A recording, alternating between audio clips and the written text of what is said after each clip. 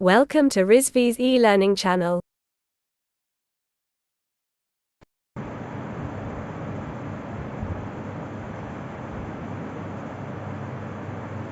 Good morning students. आज मैं आप लोगों को IC engine and lubrication subject का 9वां लेक्चर पढ़ाने वाला हूँ। ठीक है, 9वें लेक्चर के अंतर्गत हम लोग देखेंगे वॉल्व मैकेनिज्म का दूसरा टॉपिक। 8वें लेक्चर में हमने वॉल्व मैकेनिज्म का पहला लेक्चर देख लिया था। आज हम लोग 9वें लेक्चर में वॉल्व मैकेनिज्म का दूसरा लेक्चर देखेंगे।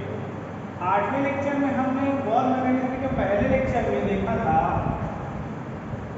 उस रॉड मैकेनिज्म के बारे में। उस रॉड मैकेनिज्म एक प्रकार का वॉल्व मैकेनिज्म है, और उसी उस रॉड मैकेनिज्म के बाद वाला जो टॉपिक है वो है साइड वॉल्व मैकेनिज्म। अच्छा, उस रॉड मैकेनिज्म वाले में क्या होता था?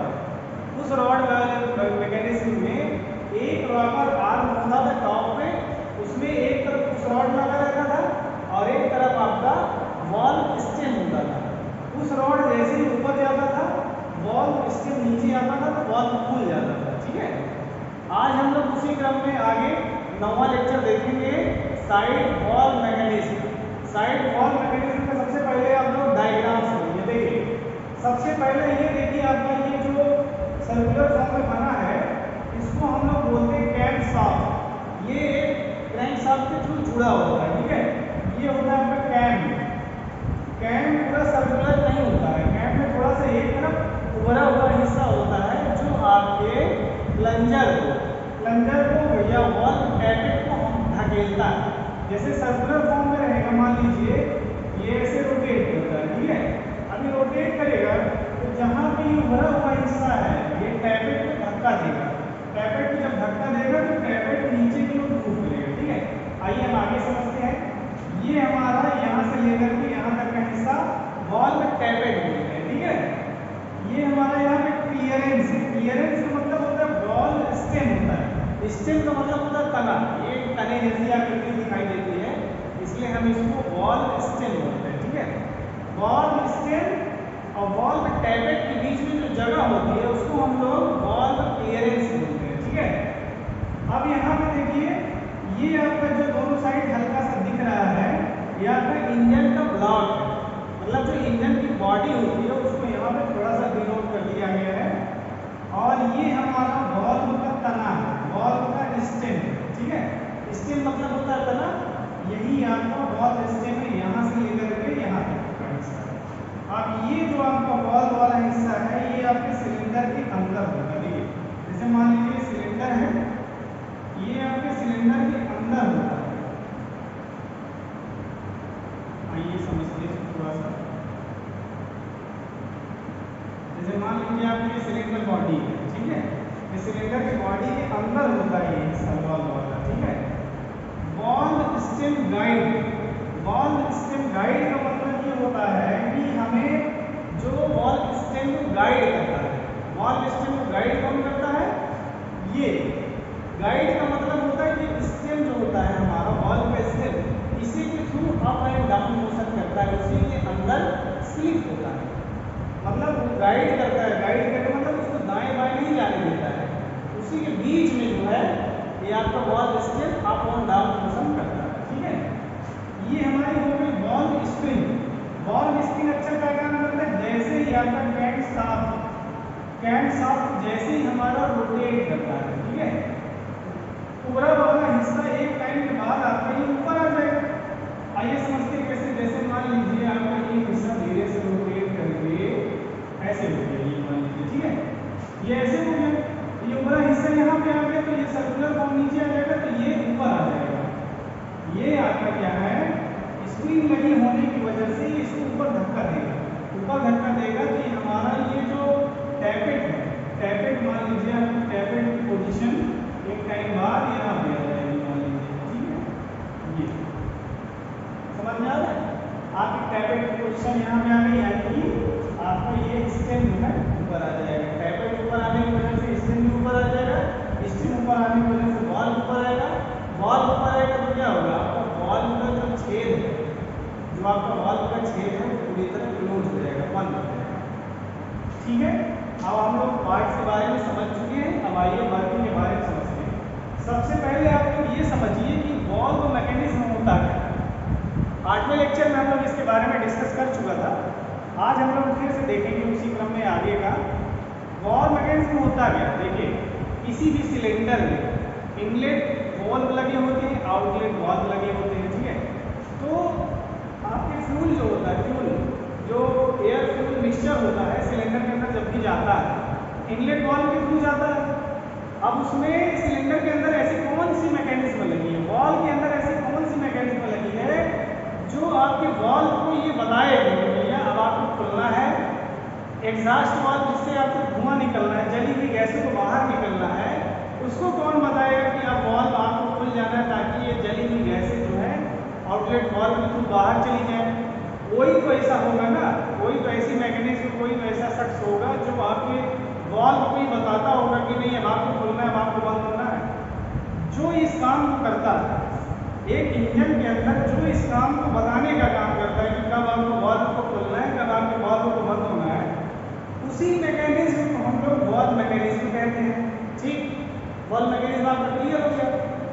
वॉल्व मैकेनिज्म दो टाइप की होती है, एक होती है पुश रॉड टाइप, एक होती है साइड वॉल्व टाइप, ठीक है।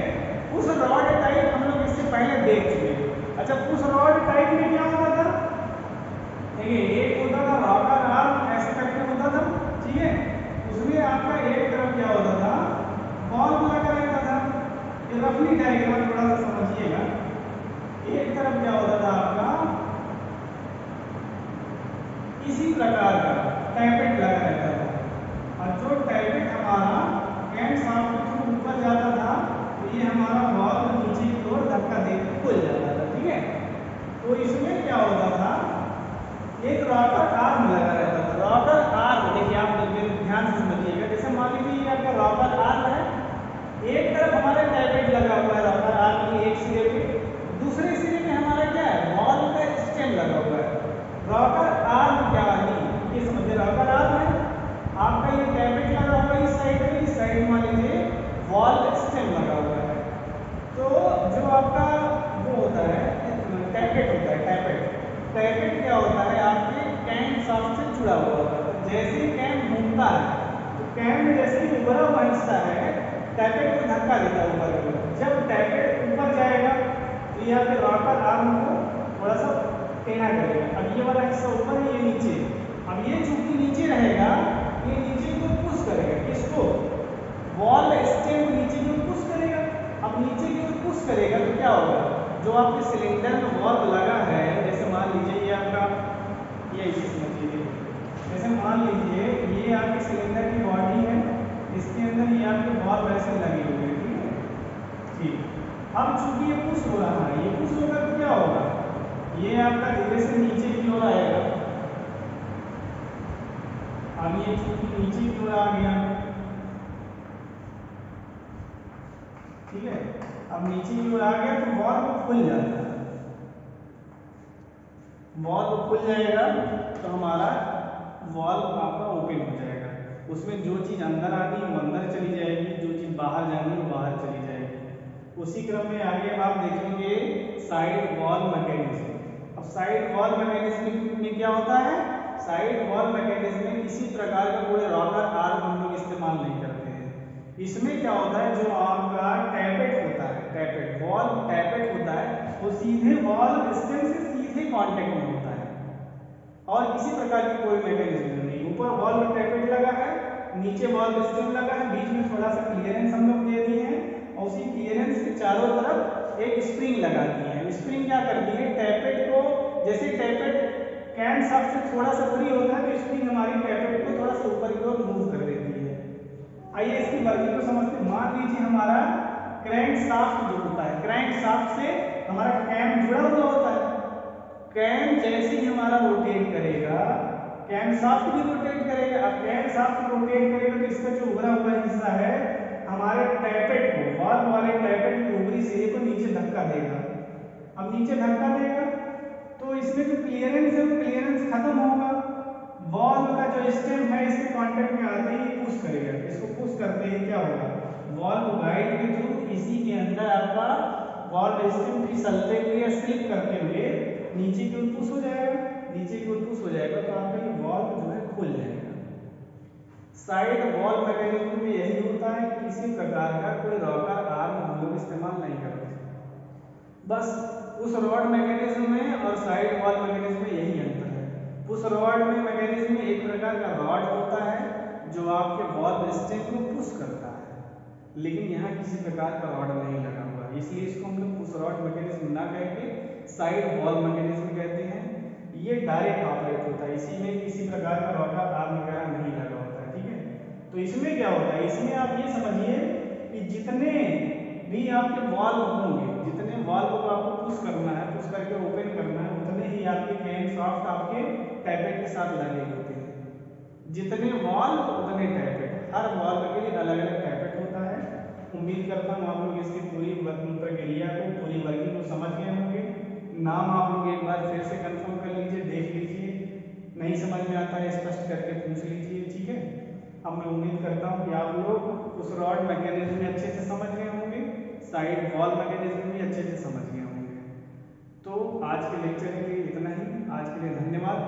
अगले लेक्चर में हम लोग आईसीईएम एंड लुब्रिकेशन सब्जेक्ट का 10वां लेक्चर पढ़ेंगे। 10वें लेक्चर के अंतर्गत हम लोग देखेंगे ऑटो साइकिल। ऑटो साइकिल का पीवीटीएस डायग्राम हम लोग अगले लेक्चर में एक्सप्लेन करेंगे। तब तक के लिए धन्यवाद।